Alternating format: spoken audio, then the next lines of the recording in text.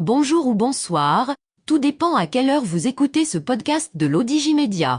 Notre chroniqueur invité, Mustapha Sehimi, partage son avis et ses réflexions dans un article qu'il a intitulé « La nouvelle doctrine étrangère de la Russie ».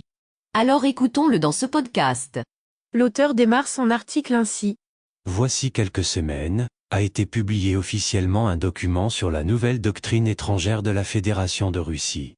Un texte de 42 pages présenté par Vladimir Poutine, lors d'une réunion du Conseil de sécurité nationale. Il remplace celui édicté en 2016. Ce document entérine la rupture profonde entre la Russie et les pays occidentaux. Son référentiel est celui d'un affrontement digne de l'époque de la guerre froide. Dans ce document de référence synthétisant la nouvelle doctrine étrangère de la Russie, les Occidentaux sont accusés de vouloir affaiblir la Russie par tous les moyens et d'imposer des principes idéologiques pseudo-humanistes et néolibéraux, qui conduisent à la perte de la spiritualité traditionnelle et des principes moraux. Ce serait une guerre hybride, venue de l'Ouest. L'auteur poursuit son article ainsi. Un texte de première importance, il définit durablement la place et le leadership mondial que revendiquent ces pays continents de plus de 17 millions de kilomètres carrés et de pas moins de 9 fuseaux horaires. A-t-il été bien appréhendé dans toutes ses dimensions par les uns et les autres?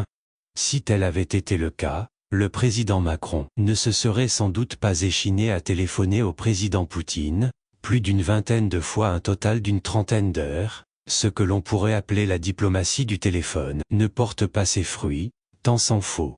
Et le locataire de l'Élysée a sans doute péché par présomption comme s'il pouvait arriver à influencer son père du Kremlin. Cela dit, comment ce dernier voit la Russie? Comme pays civilisation unique, avec une mission pratiquement millénariste, celle d'une puissance eurasiatique et même euro-pacifique, au cœur du développement pacifique de l'humanité et du maintien de l'équilibre mondial. C'est ce prisme-là qu'il faut retenir, il éclaire la conception et le prisme des stratèges russes dans leur interprétation du monde en mutation. La Russie se veut une puissance historique, qui ne saurait être reléguée à un rang secondaire par des puissances hostiles occidentales, une hostilité qui s'est cristallisée avec le conflit ukrainien. Depuis le 22 février 2022, le curseur de Moscou à l'endroit des autres États est ternaire, une approche constructive, neutre ou inamicale et hostile. Il se prononce pour une plus grande démocratisation des relations internationales. Mais en même temps, le document dénonce certains États habitués à penser, conformément à la logique de la prédominance globale et néocolonialisme, qui refusent de reconnaître les réalités d'un monde multipolaire. L'auteur précise ainsi. Le curseur russe considère que le système du droit international est soumis à rude épreuve par un groupe limité d'États, qui essaie de le substituer par le concept d'ordre mondial basé sur l'imposition de règles, de standards et de normes élaborées sans avoir assuré la participation égale de tous les États intéressés. Voilà le point central de clivage entre Moscou d'un côté et Washington et ses alliés de l'autre. Moscou précise qu'elle ne se positionne pas comme ennemie de l'Occident, qu'elle ne s'en isole pas, qu'elle n'a pas d'intention hostile à son égard. Mais elle compte sur le changement de leur attitude dans l'avenir, une prise de conscience de l'inutilité de leur politique conflictuelle et des ambitions hégémoniques, une considération de réalité compliquée d'un monde multipolaire, un retour à l'interaction pragmatique avec la Russie en se basant sur les principes d'égalité souveraine et de respect des intérêts mutuels. Alors, sur ces bases-là, prévaudront le dialogue et la coopération. L'auteur pose la question ainsi. Que propose la Fédération de Russie? Un système de relations internationales qui protège l'identité et l'égalité des conditions du développement de tous les États avec une plus grande participation des pays en développement à l'économie mondiale. Dans cette optique, le droit international doit évoluer en fonction des réalités d'un monde multipolaire. Il doit ainsi être débarrassé de la domination occidentale et éliminer des vestiges de la domination des États-Unis et d'autres États hostiles dans les affaires mondiales. Dans le domaine sécuritaire, le documentaire est significatif, la Russie peut utiliser ses forces armées pour se défendre et défendre ses alliés ou empêcher une attaque contre elle ou ses alliés. Une nouveauté, une ferme dissuasion.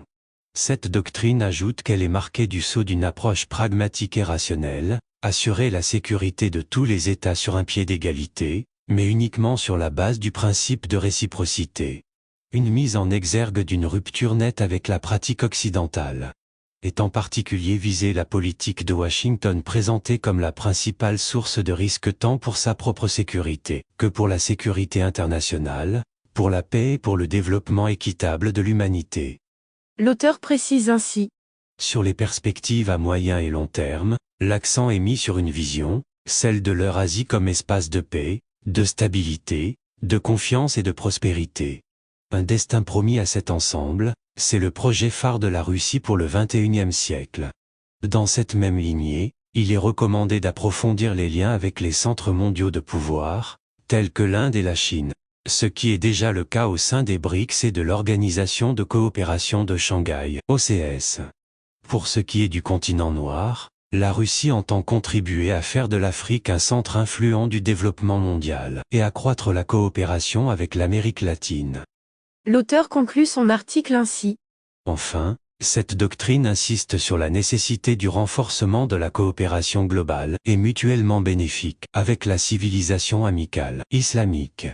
Dans cette ère civilisationnelle, des pays sont considérés comme des points d'ancrage russes, Syrie, Iran, Turquie, Égypte. Dans le reste du monde, elle dit s'opposer à une politique des lignes de fracture dans la région Asie-Pacifique et œuvrer à des solutions pacifiques aux problèmes internationaux dans l'Arctique. Quant à l'Antarctique, il doit être préservé en tant qu'espace de paix démilitarisé. Commentant ce document, le chef de la diplomatie russe, Sergueï Lavrov, a mis en cause la nature existentielle des menaces créées par les actions des pays inamicaux. D'où à ses yeux la nécessité et l'actualité de la nouvelle doctrine de politique étrangère. Rédigé par Mustapha Sohimi et lu par l'intelligence artificielle de l'ODJ Media. Merci d'avoir écouté ce podcast de l'ODJ Media, ce bouquet de supports numériques, portail, magazine mensuel connecté, web radio et web TV. N'oubliez pas de télécharger notre application l'ODJ Mobile sur Play Store et de vous abonner à notre chaîne YouTube l'ODJ TV. Vous pouvez, aussi, nous suivre sur nos réseaux sociaux, Instagram, Facebook, TikTok, LinkedIn et Twitter. Ou encore, vous inscrire sur notre newsletter quotidienne à partir du portail lodj.ma. Alors, on se dit au prochain podcast de nos chroniqueurs invités. Et à très bientôt, si et seulement si vous le voulez bien.